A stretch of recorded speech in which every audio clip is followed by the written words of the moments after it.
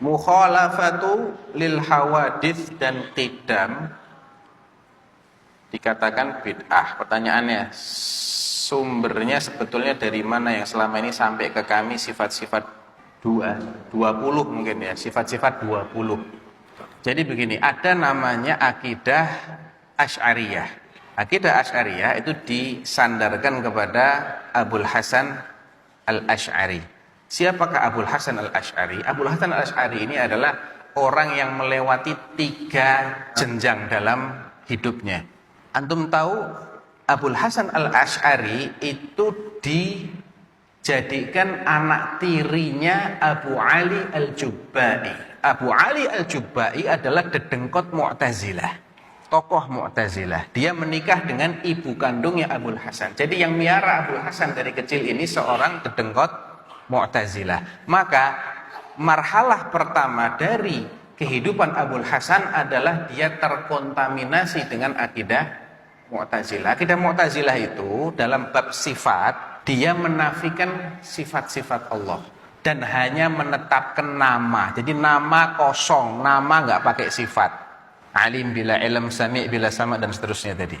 Kemudian dia mulai berinteraksi dengan ahlu sunnah, tapi dia belum benar-benar pindah ke ahlu sunnah.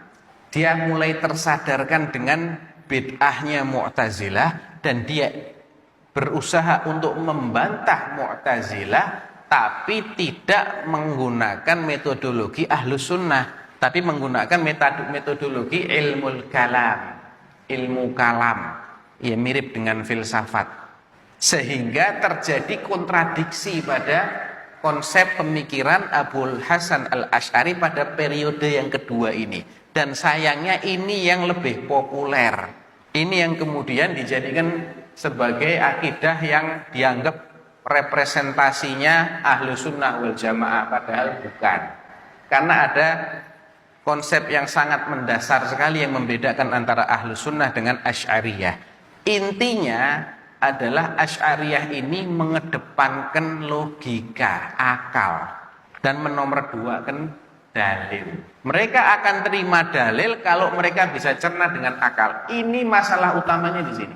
Kalau nggak bisa, mereka akan mengkonsep menurut akal mereka, dan konsep mereka itu jelimet sekali.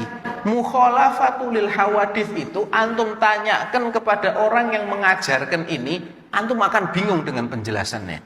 Rumit sekali, sulit difahami.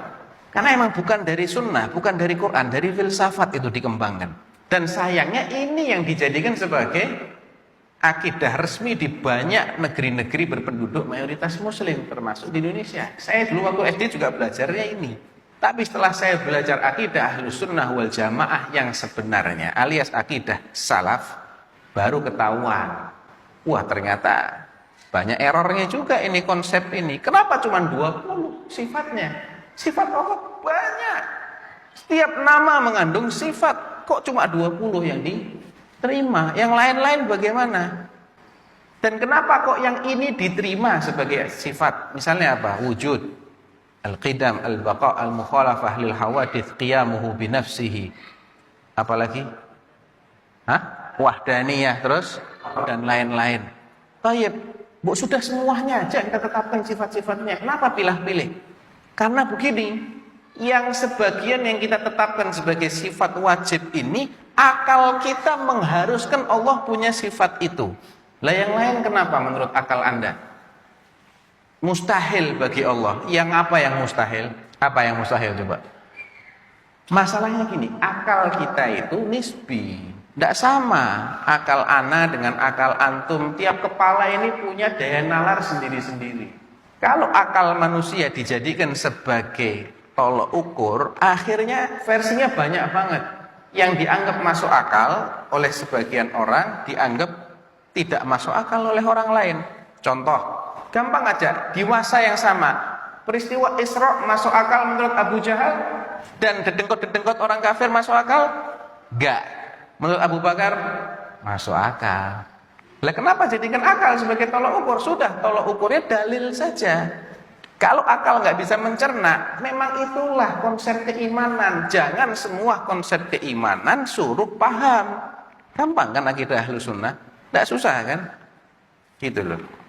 Jadi yang pencetuskan sumbernya dari itu, dari filsafat, dari ilmu kalam. Dan ilmu kalam itu mulai meracuni akidah kaum muslimin seiring dengan diterjemahannya kitab-kitab filsafat Yunani. Itu di masa Daulah Abbasiyah itu, marak sekali itu. Penerjemahan kitab-kitab Yunani itu yang menjadi pencetus lahirnya akidah-akidah yang menyimpang ini. Jadi bid'ah itu terjadi dalam perkara akidah juga. Bukan hanya amaliyah, tapi ada bid'ah dalam akidah. Bid'ah qadariyah, bid'ah jabriyah, bid'ah mu'tazilah, khawarij, rafidhah. Itu mulai dari akidah, nanti akhirnya melahirkan ritual-ritual yang bid'ah juga.